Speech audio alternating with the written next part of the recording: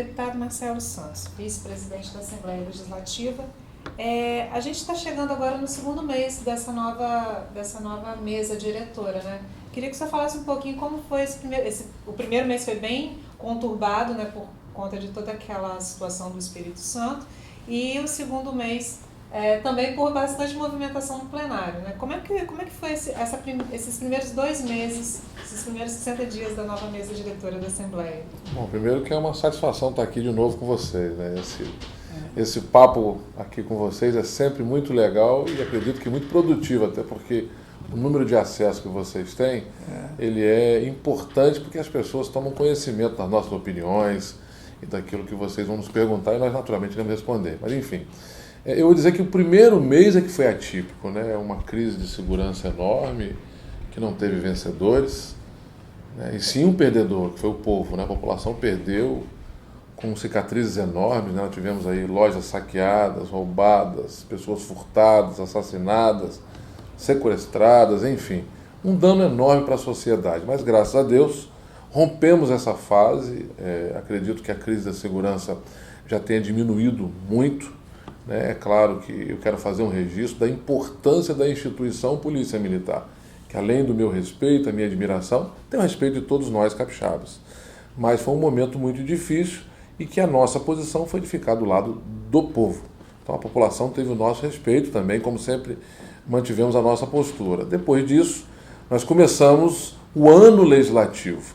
E aí, essas movimentações em plenário, elas são naturais, principalmente no início de um terceiro ano legislativo, ou seja, acaba o biênio de uma administração, iniciou-se uma nova gestão à frente da Assembleia e, naturalmente, com novas propostas, mudanças de caminho, e isso é normal no legislativo. Uma das movimentações que tiveram, né, na Assembleia foi em relação às mudanças de muitas exonerações, muitos cargos que foram cortados na Assembleia, e uma crítica em especial ao corte de cargos técnicos, chamados cargos técnicos que já estavam na Assembleia há muito tempo, né? Como é que está hoje essa situação na Assembleia? Está apaziguada? Apaziguada. A questão de quadro técnico não quer dizer que esse técnico não pode ser substituído por um outro técnico.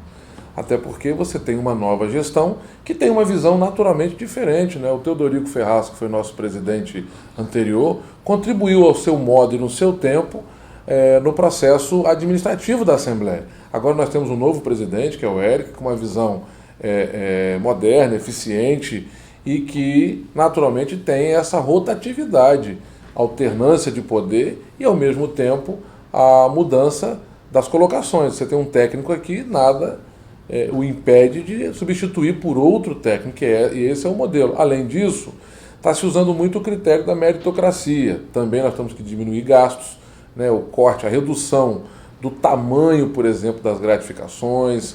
Em breve, o presidente estará apresentando aí um projeto muito interessante para casa. Eu já apresentei, por autorização do presidente Érico e de toda a mesa diretora, a Assembleia Digital, que vai tirar, uma vez por todas, o papel da Assembleia, ou seja, além de dar velocidade na tramitação e celeridade na resposta para a sociedade, nós também estamos trazendo transparência para o poder. Então, assim, são algumas ações capitaneadas pelo presidente Érico que a Assembleia está adotando. Volta a registrar, o presidente Teodorico Ferraz deu a sua contribuição e agora o presidente Érico está dando uma contribuição, colocando a Assembleia e vai colocar a Assembleia num destaque, acredito eu, nacional. Veja, mas tem uma coisa que não muda. A Assembleia continua Paulo Artung, né? Mais artunguete até do que no tempo do Ferraz. Ferraz ainda dava uns dribles, botava a bola no meio das pernas de alguém, né? Mas vocês se sentaram e virou tudo Paulo Artung. Como é que é isso? Mas tudo isso não quer dizer que a Assembleia seja artunguista. A Assembleia está apostando no modelo de gestão de Paulo Artung, que tem dado certo. Não posso aqui dizer que o governo Paulo Artung tem dado errado, uma vez que os demais estados brasileiros, exemplo dos nossos vizinhos, como Rio de Janeiro, Minas Gerais, mais distante um pouquinho, como no sul do país, estão tendo problemas enormes nas finanças públicas. Por quê? Porque não fizeram o seu dever de casa. Diferente disso, o governo nos apresentou os problemas que o Estado estava enfrentando, mandou essas medidas para a Assembleia aprovou, e o Espírito Santo hoje é uma referência nacional. Por mais que existam críticas, e a crítica faz parte do modelo democrático que nós temos hoje no país, até porque se não tivesse crítica não era democracia, mas a maioria, principalmente dos estados brasileiros, concorda com o modelo de gestão fiscal apresentado pelo governo Paulo Artung. E nós estamos apoiando isso. Agora, não é unânime. E nem todos aqueles que se declaram, por exemplo, membro da base aliada, concordam com todas as matérias que são encaminhadas pelo Executivo. Às vezes se posicionam de forma contrária.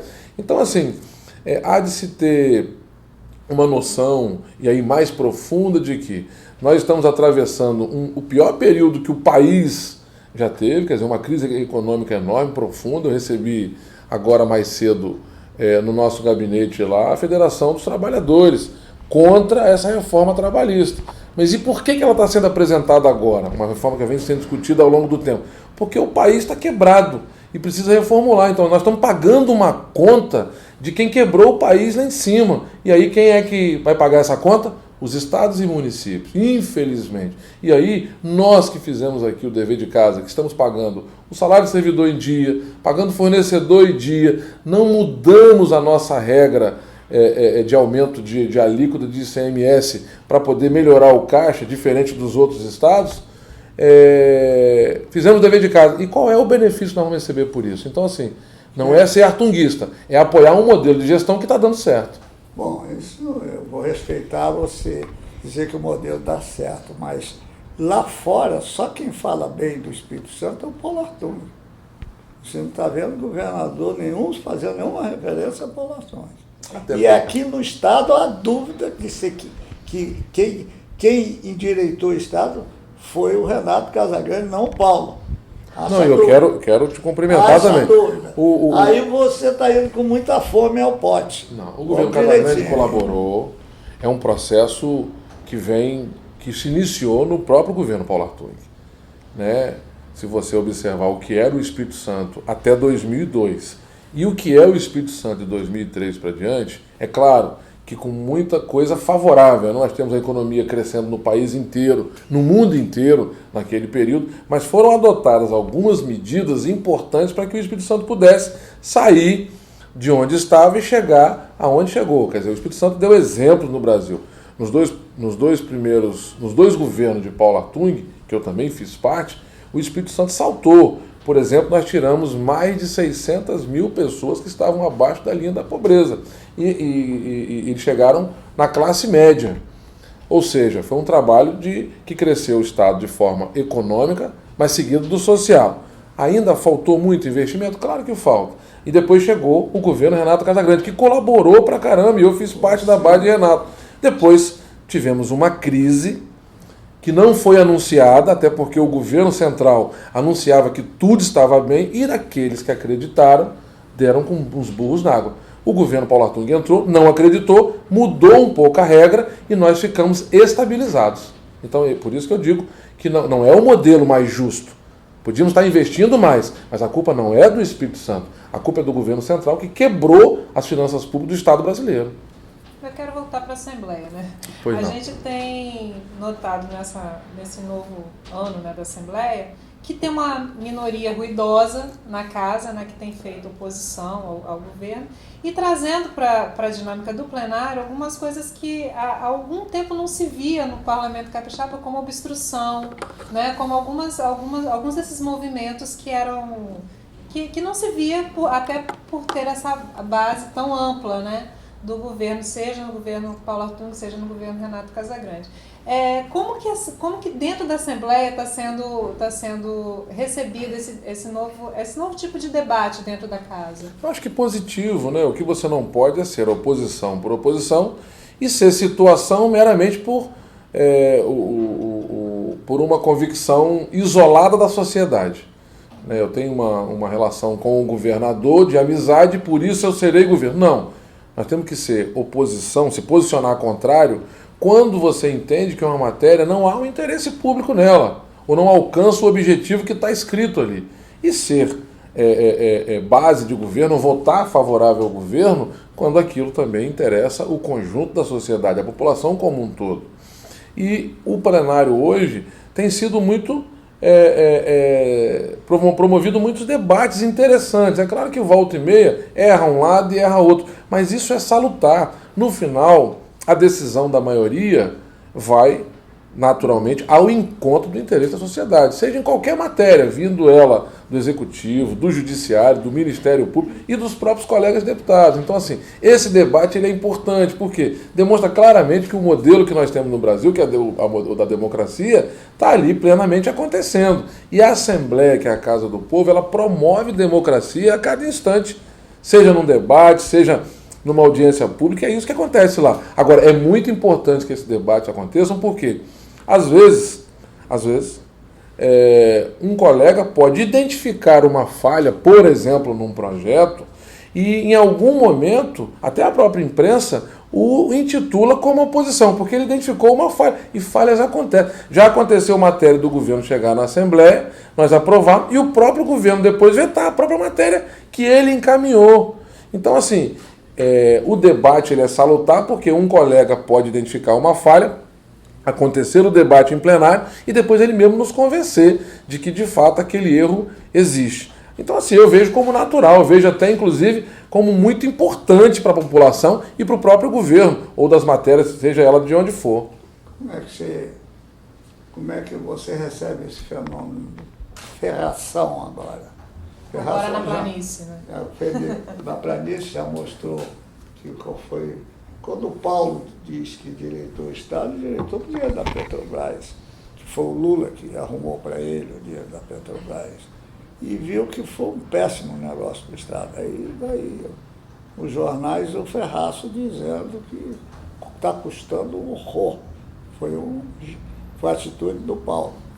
Parece que o Ferraz está com aquela maletinha dele cheia, né? Aquela pastinha 007 dele cheia. Como é que você diante desse quadro do ferração bravo, como é que você se sua aí? Olha só, primeiro assim, nós temos que voltar a 2002 com a travessia para 2003.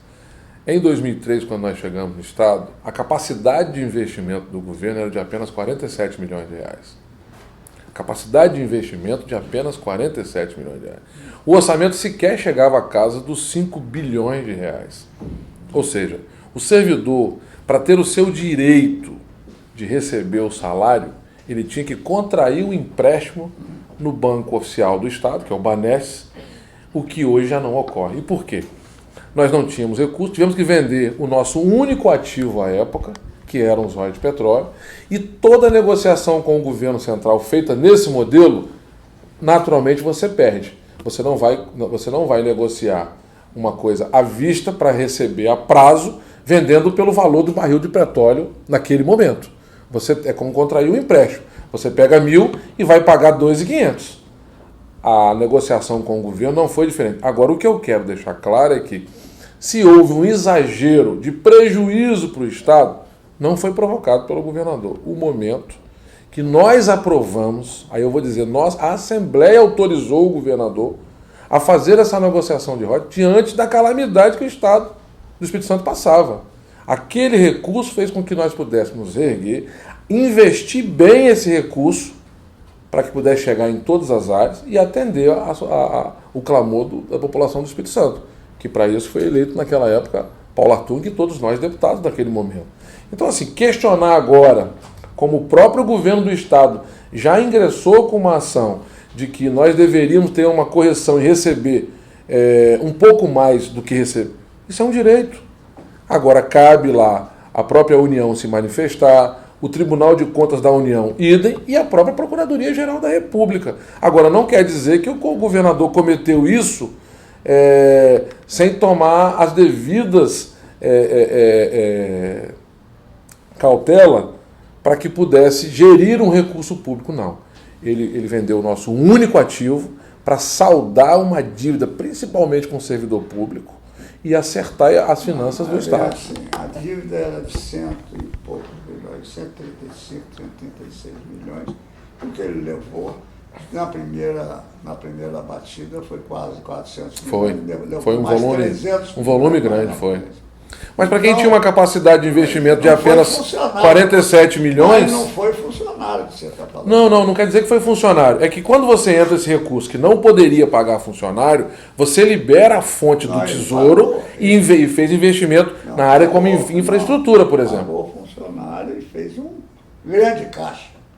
Porque o funcionário não era 136. Não, com recurso de royalties você não pode pagar funcionário, não. Ele tem uma destinação específica. Não, ali entrou funcionário. Não pode, é outra coisa. Depois que se institucionalizou isso. Ali é a primeira experiência no ramo que tinha no país. Então o dinheiro entrou para o funcionário. Tá, mas os dois estão fugindo do assunto. O assunto aqui é ferração na Isso, planície. ele pode o tempo todo. Vocês Não, na verdade eu tô indo lá para poder voltar. Como o Rogério acabou entrando no assunto, então assim, foi importante esse momento Sim. e essa negociação com o governo federal. Tá. Importante, para que o Estado pudesse chegar no patamar que chegou. A questão do Teodorico Ferraço hoje, não estando na mesa diretora, estando no plenário, que a gente costuma chamar lá na Assembleia de chão, de fábrica, ele não tem diferença de nenhum outro deputado. E cobrar, e legislar e fiscalizar está previsto na Constituição. É claro que a experiência de Teodorico ao longo dos mandatos que exerceu, seja no Legislativo, seja no Executivo, pode colaborar muito com a gente lá no plenário. Naturalmente. Eu, inclusive, deferi para que fosse publicado o requerimento dele. Agora, qual é o caminho que nós vamos seguir? Se a Assembleia ali de Consorte nessa ação, se ela vai poder fazer parte da LIDE ou não, nós temos lá a Procuradoria, que está analisando, já vai devolver essa informação para o presidente, e se nós tivermos que fazer parte da LIDE, junto inclusive com o governo do Estado, que já é parte, sim, nós faremos. Aquilo que for de interesse do Estado, nós faremos. O que não dá, no meu caso particularmente, é fazer um debate político, eleitoral, no plenário. Então, assim, eu não vou entrar nessa disputa mais. Então, assim, eu tenho o maior respeito pelo Teodorico, ele é uma figura importante, contribuiu pra caramba enquanto presidente, inclusive eu fui um dos que assinou a PEC da reeleição e que votou nele todos os momentos que ele disputou a eleição da mesa diretora, ponto. Agora, cada um, até por isso que é uma casa plural, cada um tem lá, mora numa região, é filiado a um partido político, que tem a sua ideologia, segue o caminho. Até pouco tempo atrás, ele era aliado do governo, agora ele já é oposição. E ninguém pode questionar ele, nem eu, nem o governador. Essa é uma decisão que ele adotou. A minha não é essa. A minha não é essa. Eu sou membro da base aliada naquilo que entender que é positivo para o Espírito Santo. E acredito que o governo está indo no caminho certo. Você, como governista, você também aprovou uma barbaridade, né? Que foi aquela proposta de esconder os deferimentos fiscais. A Assembleia foi lá e Brucutu aprovou. Quer dizer, ninguém vai saber o que a Assembleia aprovou. Então, essa democracia da Assembleia tem partes que são democráticas, tem parte que entra o interesse do Paulo, aí é antidemocrático, não é democrático, não é muito democrático, como esse episódio. Na verdade, você pode até saber, desde que faça a solicitação, até porque o direito à informação existe. O que foi proposto ali é que você não expusesse as empresas, até porque as empresas têm a sua competitividade entre si.